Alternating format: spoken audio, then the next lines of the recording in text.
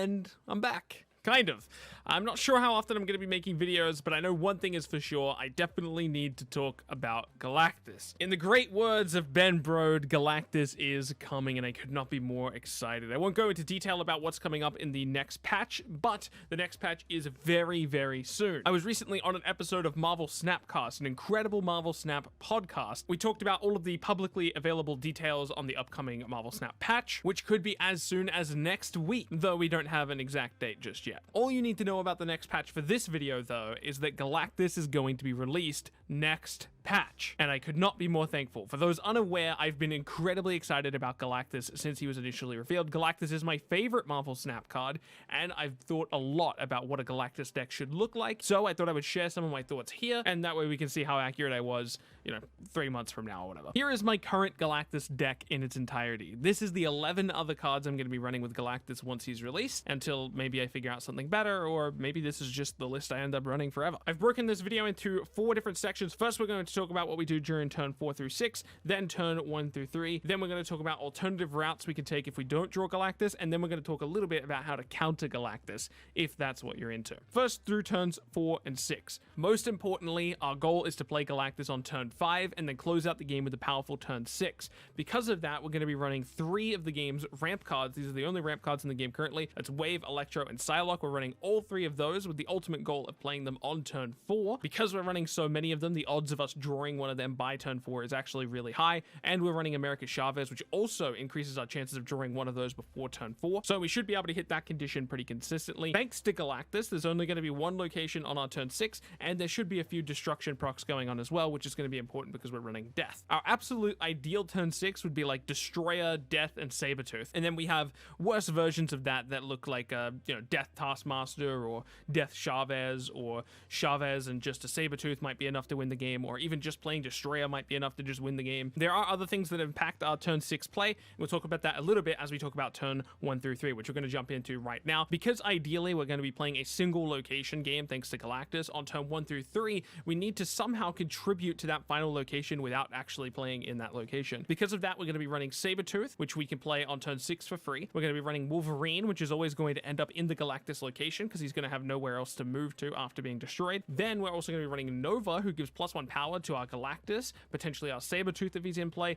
and potentially our Wolverine if he's also in play. Still focusing on turn 1 through 3 here, I want to talk a little bit about our play pattern. Our early game cards that we just talked about, our Sabretooths, our Wolverines, our Novas, and even our ramp cards, all of these cards want to be played into a single location, mainly to limit the disruption effects and potential bad locations, mainly so that we can make Galactus as flexible as possible. So for example, let's say our curve's going to be Nova, Wolverine, Sabretooth, Electro. We want to actually just play all 4 of those cards into a single location. If we spread those cards across location 1 and 2, for example, we're going to lose the ability to play Galactus if the opponent plays, say, a Green Goblin on location 3, or even a Hobgoblin on location 3, which would be worst case scenario for us. So because of that, we want to stack up all of our cards into one location. It doesn't matter what that location is because we intend to destroy it eventually anyway. So how do we actually win games if we don't draw Galactus? Well, truth be told, I think it actually really sucks for our deck when we don't draw Galactus, but we do have some lines that could lead us to victory. We use the exact same play pattern that we already talked about, turns 1 through 3, which is playing our cheap cards, and then our ramp card on turn 4, basically in hopes of drawing Galactus on turn 5.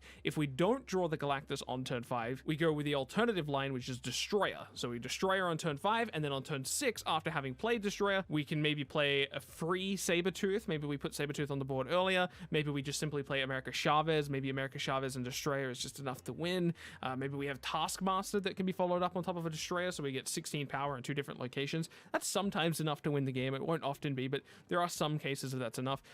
In theory, Destroyer will destroy 3 to 4 cards, so Death will be quote-unquote playable, but she'll never be cheap enough in this case. She will be cheap enough if we play like Galactus, but if we only play Destroyer, Death is only going to be cheap enough to play on her own and not with like another card, unless the opponent plays Wave for some reason. We could also maybe play like a Nova. Maybe we can do like Death and then Nova, which actually might be enough sometimes, especially if the opponent's just trying to win 2 locations. They might just completely immediately give up one location, and the Nova's enough to flip that location, so sometimes that will be important. But for the most part, if we're playing Death after having played the Destroyer and not the Galactus, the Death is only going to be the one card that we're playing. Moving on to counters, let's talk a bit about what we can do against Galactus. Galactus has two pretty straightforward counters, those counters being both of the Goblins and Debris. There's also Viper, but she sees very little play right now, and I don't see her popping back up into the meta unless maybe there's some balance changes or a new card that directly supports Viper in some way. Originally, I thought Killmonger would be a good way to kind of counter the counter players, because in theory, you might want to run Debris to counter what Galactus is doing, and then the Galactus player can just clear away the rocks with the Killmonger. I don't think that is a very good counter at all, mainly because of the play pattern that we talked about earlier, because we have very specific things we want to be doing on turn 4 and 5. If the Debris player is smart enough to not play the Debris on turn 3 and instead play it on turn 4 or even later,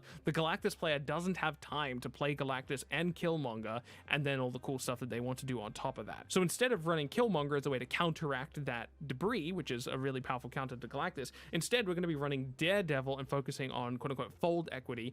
Daredevil tells us where the opponent's going to be playing either their Green Goblin or their Debris. So Daredevil lets us react to the situation and adapt to whatever the opponent's doing. If they're going to play a Debris, we can just simply walk away for 1 cube. If the opponent's going to play a Goblin, we can play in a different location. Even outside of countering the counters, even outside of dealing with, say, a Goblin or a Debris, Daredevil also gives us a ton of predictive power. If we know that the opponent is going to either fill their location, or maybe they're going to put a small amount of power in one location, we can Galactus accordingly. So if the opponent fills the location, we might want to just Galactus that location. Now the opponent can't play another card next turn.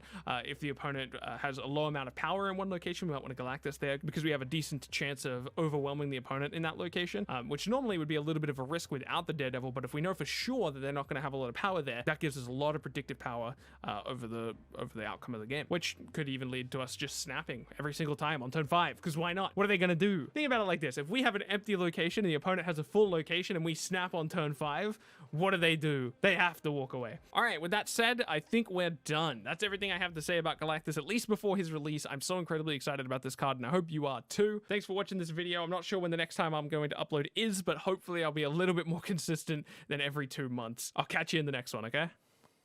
See you around.